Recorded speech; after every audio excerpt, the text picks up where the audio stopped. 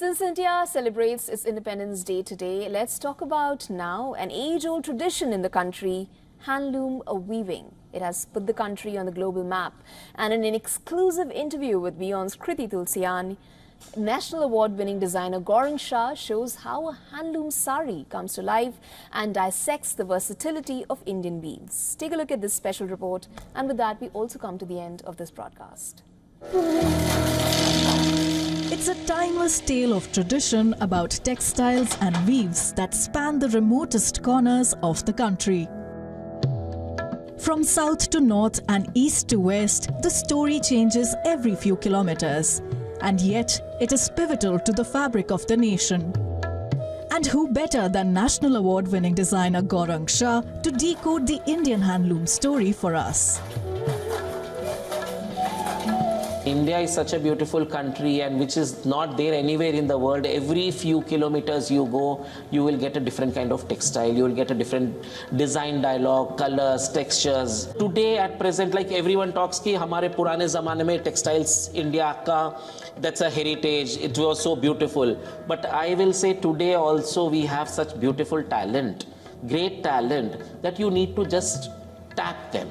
You need to give them direction, you need to give them designs, and logistically you give them everything, and they are the weavers who will create that wonders.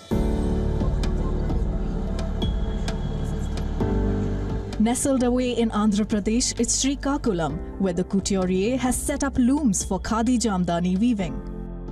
While the glorious art of Bengal has also made a home in the south, it's the creative mixing of textures and designs that sets this story apart.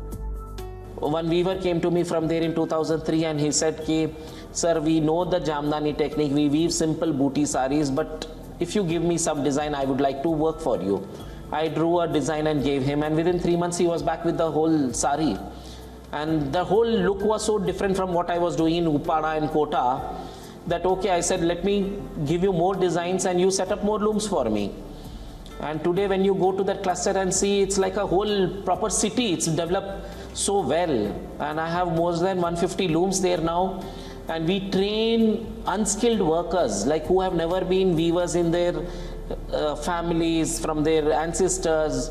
These slave women, we train them who have been working in working in fields or selling vegetables. We train them and we give them, we have a facility where we have 25 looms and these 50 women sit 2 on each loom. Like most stories, the beauty of the final product lies in its process. And as the jamdani sari comes to life, every motif whispers a weaver's tale. Here what we do is, we do a whole 6 meters of drawing without any repeats. It can be a drawing inspired from nature, which is the tree of life, or it can be a Mughal architectural design, or I can create something what has been woven in Kanchipuram, where you have the checks and you have the peacocks and or have the parrots and all. I can create any design here. I can do any kind of drawing. The whole 6 meters is drawn. It is colored as per the specifications what I give, and then it is put underneath the warp. The warp is always Khadhi there. 2 people are sitting on the looms, 2 weavers are sitting on the loom and weave, and what they do is, looking at the design, they have to count the warp threads according to the design and put the tilli, which is the extra weft what we call, to create the jamdani design. Jamdani is such a weave that every inch, every centimeter can be a different color, a different yarn can be used, a different design can be created, because here you don't have any restriction of a design limitation. Like jacquard, you have to give a graph of 4 inches by 4 inches, which is repeated.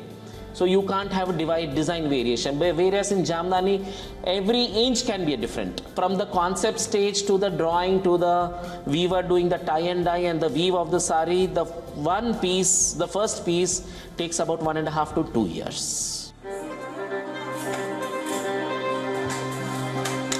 Despite the inherent versatility of handlooms that transcends age and time, the culturally rich industry is grappling with several challenges, be it power looms, plagiarism, or even the fact that we might lose our preserved art forms due to lack of work and pay for weavers. The future of the industry has left its patrons worried. I give lots of talks and lectures at these design forums and design schools. And when I ask these students, how many of you would like to work with Indian textiles, Indian handlooms? Hardly out of 150 students, one half-heartedly ऐसा हाथ उठता है कि I want to work with Indian textiles. No one wants to work with this beautiful textiles what we have.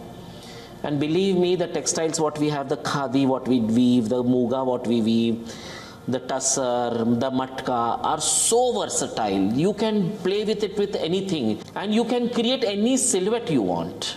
So why go to the other countries to buy your fabrics when we have such beautiful heritage here?